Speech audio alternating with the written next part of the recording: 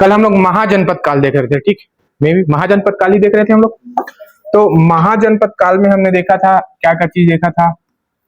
महाजनपद काल में हमने देखा था कि जो टोटल कितने जनपद महाजनपद थे, 16 महाजनपद है, ठीक। इसमें से भी हम लोग सबसे मुख्य जो महाजनपद है वो किसके बारे में पढ़ रहे थे, मगध महाजनपद के बारे में पढ़ रहे थे। देखो 16 महाजनपद जरूर थे, लेकिन कुछ ही महाजनपद थे जो ज्यादा शक्तिशाली थे, जिसमें एक है सबसे शक्तिशाली कौन था, मगध। तो मगध में 3 वंशों ने शासन किया, ऐसा कुछ देख रहे थे हम लोग। हर्यक वंश, शिशुनाग वंश और नंद वंश, ऐसा यहां तक देख चुके थे हम लोग, ठीक। और उसके बाद हर्यक वंश के बारे में थोड़ा थोड़ा देखना, मतलब देखे थे। हर्यक वंश के बारे में पढ़ रहे थे हम लोग। अजय, हर्यक वंश के बारे में देखे थे, क्या क्या देखे थे हर्यक वंश के बारे में। इसको पितृहंता वंश बोला जाता है, ऐसा बताया था मैं। कारण क्या है, यहाँ जितने भी राजा हुए हैं वो अपनी पिता की हत्या करके राजा बने, इसीलिए इसको पितृहंता वंश बोलते हैं। तो पितृहंता वंश बोला जाता है इसको। उसके बाद हर्यक वंश में सबसे पहले हमने देखा था बिंबिसार के बारे में। बिंबिसार के बारे में कुछ चीजें देखा था। इसके ऐसा बांटा था, साम्राज्य विस्तार का 3 नीति अपनाया था इसने, वो सब देखा था कि ये बहुत ही महत्वाकांक्षी शासक था। अपने साम्राज्य विस्तार के लिए इसने कितने नीति अपनाया, 3, युद्ध, मैत्री और विवाह। फिर देखा था कहां से युद्ध किया, किससे मित्रता किया और किससे विवाह किया, ये देखा था, ठीक। उसके बाद हम देखे थे अजात शत्रु के बारे में। अजात शत्रु के बारे में देखा था। अजात शत्रु के बारे में ज्यादा चीज नहीं था। प्रथम बौद्ध संगीति इसी के शासन काल में हुआ था, वो इंपॉर्टेंट है ये अजात शत्रु के बारे में। अजात शत्रु के बाद हमने देखा था उदयन के बारे में। उदयन काफी इंपॉर्टेंट है, ठीक। उदयन काफी इंपॉर्टेंट है क्योंकि इसने सोन और गंगा नदी के संगम में क्या बसाया था, पाटलिपुत्र। फैन ऑन कर दे तो सेकेंड रो का 3rd नंबर का बटन दबा दे।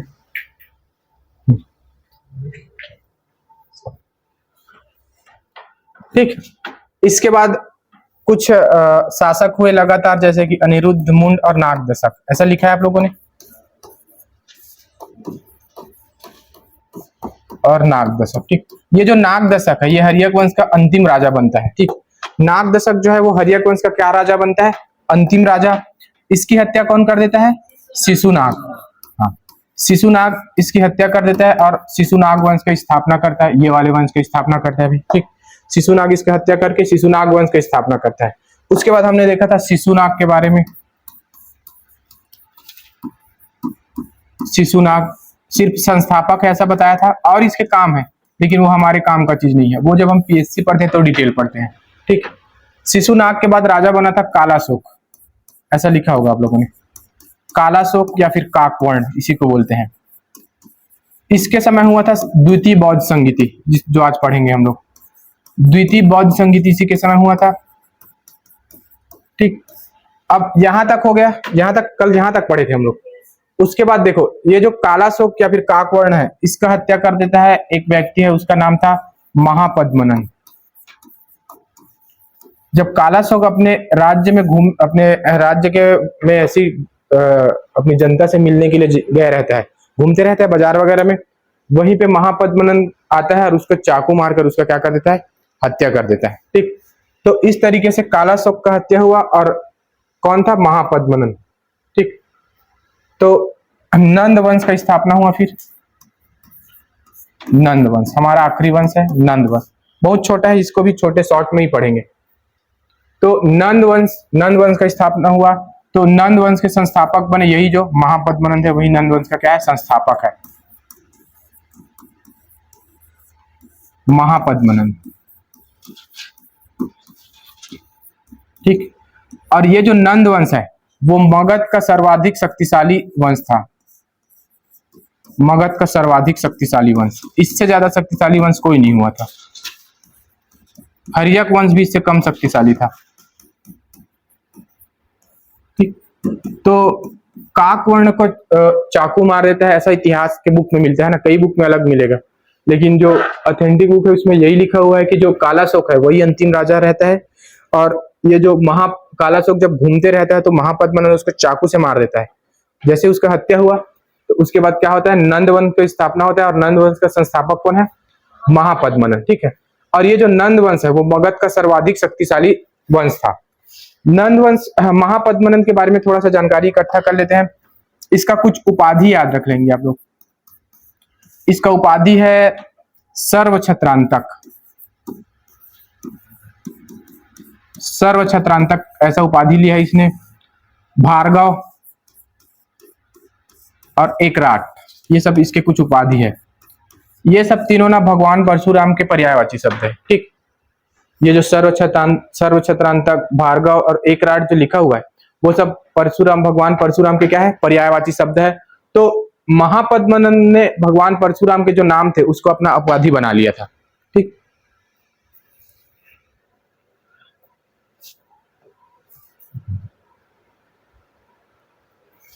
और इसने कलिंग के राजा को हराया था। कलिंग विजय किया था इसने।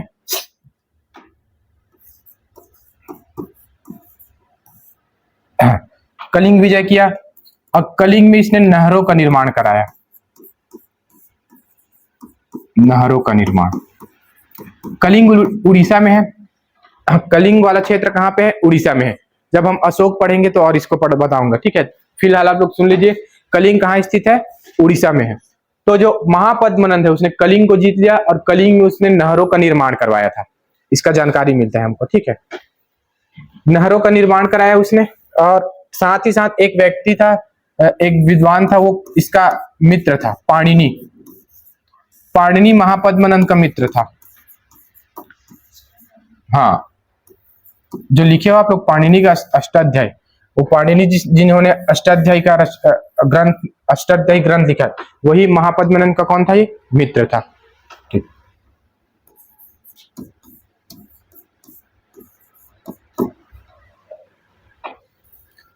शॉर्ट में ही पढ़ रहे हैं ना, मैं बता रहा हूँ, और इसमें डिटेल पढ़ सकते हैं, लेकिन जो आपके एग्जाम का काम, जो आपके एग्जाम में काम आएगा वही सब बता रहा हूँ मैं।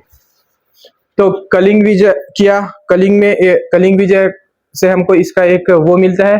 कलिंग से हमको ये पता चलता है कि जो महापद्मनंद है उसने वहां क्या बनवाया था, नहर का निर्माण कराया था। और पाणिनि जिसने अष्टाध्यायी नाम का पुस्तक लिखा है वो महापद्मनंद का क्या था, मित्र था। तो महापद्मनंद के बारे में इतना लिखेंगे आप लोग। इसके बाद एक राजा का नाम मिलता है हमको, घनानंद। घनानंद इस वंश का अंतिम शासक था। कौन, घनानंद। घनानंद के बारे में आपने कभी सुना होगा। देखो, चाणक्य के बारे में सुना है आप लोगों ने। तो ऐसा आप लोगों ने कभी टीवी वगैरह या फिर सीरियल में या फिर कभी कहानी में सुना होगा। चाणक्य जो है घनानंद के दरबार में जाता है तो ये चाणक्य का क्या कर देता है, बेइज्जती कर देता है और उसको भगा देता है अपने दरबार से।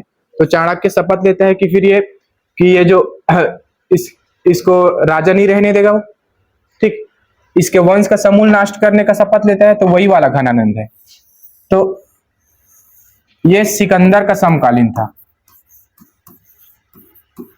सिकंदर इसी समय भारत पे आक्रमण किया था। सिकंदर ने बहुत शक्तिशाली था घनानंद।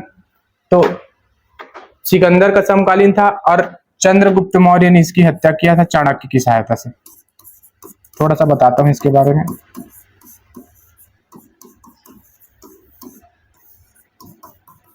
चंद्रगुप्त मौर्य ने हत्या कर दी चाणक्य की सहायता से, किसका, घनानंद का। ऐसा कहानी आता है, आप लोगों ने टीवी सीरियल वगैरह में देखा होगा। जब चाणक्य जो है वो घनानंद के दरबार में जाता है तो पहले चाणक्य जाता है घनानंद के दरबार में और उसको सिकंदर के आक्रमण के बारे में इसको आगाह करता है घनानंद को, कि एक कोई विदेशी बहुत बड़ा शक्ति आ रहा है, वो हमारे राज्य पे आक्रमण करने वाला है। लेकिन घनानंद क्या है, उसका मजाक उड़ा देता है और उसको बेइज्जत करके बाहर फेंक देता है अपने दरबार से। तो उसी समय ऐसा कहा जाता है कि फिर चाणक्य शपथ लेता है कि घनानंद के सामने बोलता है कि तुम्हारे वंश का मैं समूल नाश कर दूंगा करके बोलता है। फिर चाणक्य वहां से चले जाता है और उसको रास्ते में कौन मिलता है, चंद्रगुप्त मिलता है। फिर उसको शिक्षा देता है, ट्रेन करता है उसको। फिर जब चंद्रगुप्त बड़ा हो जाता है तो चंद्रगुप्त चाणक्य की सहायता से घनानंद की क्या कर देता है, हत्या कर देता है और इस तरीके से नंद वंश की समाप्ति होती है और भारत में गुप्त वंश का वो होता है, मौर्य वंश का शुरुआत होता है। और याद रखेंगे जो सिकंदर है, सिकंदर जो है विश्व विजय करने के लिए निकला था, ठीक। तो विश्व विजय करने के लिए निकला था तो उसके वो भारत भी आया था, ठीक। तो जब सिकंदर विश्व विजय करने के लिए निकला था तो वो भारत आया था, तो भारत के कई जगहों को उसने जीता सिकंदर ने। लेकिन जैसे ही जब घनानंद का राज्य व्यास नदी के इस पार था, जब उधर पाकिस्तान की तरफ से आएंगे तो व्यास नदी के इस पार पड़ता, तो जैसे ही सिकंदर का ऐसा व्यास नदी है, इस पर घनानंद का राज्य है और इस पर ना सिकंदर का सेना था। तो सिकंदर के सेना ने सुन रखा था कि जो घनानंद है वो बहुत शक्तिशाली राजा है और वो बहुत, और उसकी सेना जो है वो बहुत क्रूर सेना है और उसका सेना जो है बहुत बड़ा सेना है। तो जो सिकंदर का सेना है ये बात सुन के वो हार मान जाते हैं और जो सिकंदर का सेना है वो व्यास नदी को पार करने से मना कर देता है और इसी तरह से सिकंदर यहीं से क्या चले जाता है, वापस चले जाता है, ठीक। तो ये थोड़ा सा कहानी याद रखेंगे, ज्यादा कुछ नहीं है, ये पेपर में नहीं आएगा। इसमें बस इतना याद रखना है आपको कि घनानंद नंद वंश का क्या है, अंतिम शासक था और जो कि किसका समकालीन था, सिकंदर का समकालीन था। और चंद्रगुप्त मौर्य ने घनानंद की हत्या करके मौर्य वंश का स्थापना किया। चाणक्य की सहायता से चंद्रगुप्त मौर्य ने घनानंद की हत्या किया, ठीक। बस इतना याद रखना। तो महाजनपद काल में आप मोटा मोटा यही सब पढ़ेंगे। महाजनपद काल में शॉर्ट में आप यही सब पढ़ेंगे जो मैं आपको लिखवाया हूं, ठीक। तो महाजनपद काल हमारा होता है कंप्लीट। तो यही सबसे क्वेश्चन आएगा महाजनपद काल में पढ़ेंगे। इसमें महाजनपद में नहीं पढ़ा रहा हूं, इसको आगे पढ़ाऊंगा। देखो क्योंकि मौर्य वंश महाजनपद में नहीं पढ़ाने का कारण यह, पहले इसको महाजनपद में पढ़ाया जाता था। मौर्य वंश क्या है, सिर्फ मगध तक सीमित नहीं था, उसने पूरे भारत में अपना साम्राज्य फैला दिया था, पूरे भारत भर में। तो उसको मगध महाजनपद काल में पढ़ना थोड़ा सा अलग हो जाता है। तो मौर्य वंश को हम लोग पढ़ेंगे इसके बाद, जब मैं आपको बौद्ध धर्म और जैन धर्म पढ़ा लूंगा ना, उसके बाद हम लोग मौर्य वंश पढ़ेंगे, ठीक। नहीं तो जनरली पढ़ा जाता है महाजनपद काल में ही पढ़ा जाता है उसको, मगध साम्राज्य में मौर्य वंश को। लेकिन अब क्या हुआ है, नया ट्रेंड आ गया है, मौर्य को अलग से पढ़ाया जाता है, पुस्तकों में भी आपको मिलेगा, वो महाजनपद काल में नहीं दिया हुआ है, वो उसको अलग से दिया रहता है, ठीक। तो महाजनपद काल में यही आपसे छोटा छोटा अगर क्वेश्चन बनेगा तो बनेगा आपका बिंबिसार से बनेगा क्वेश्चन, ठीक। बिंबिसार से क्वेश्चन बनेगा, उदयन से बनेगा, वो पाटलिपुत्र वाला बसाया था, ठीक। और ये बनेगा नंद वंश से क्वेश्चन बनेगा आपसे। तो ये सब चीज से आपसे क्वेश्चन बनेगा, तो ये सब चीज आप फोकस करेंगे किसमें, महाजनपद काल में। महाजनपद काल में आप ये सबको फोकस कर सकते हैं, बिंबिसार, उदयन और नंद वंश के महापद्मनंद और घनानंद के बारे में बन सकता है। ऐसा पूछा गया है कि नंद वंश का अंतिम शासक कौन है करके, घनानंद, ठीक, यही है। और ऐसा भी पूछा गया है कि किस शासक की हत्या करके चंद्रगुप्त मौर्य ने मौर्य वंश की स्थापना किया, ऐसा पूछा गया था, घनानंद। तो शॉर्ट में पढ़ा है हमने, बहुत शॉर्ट में पढ़ा है, नहीं तो ये चैप्टर भी बड़ा है, ठीक है। महाजनपद काल बड़ा चैप्टर है लेकिन हमने शॉर्ट में पढ़ा क्योंकि हमारे काम का चीज पढ़ रहे हैं हम लोग।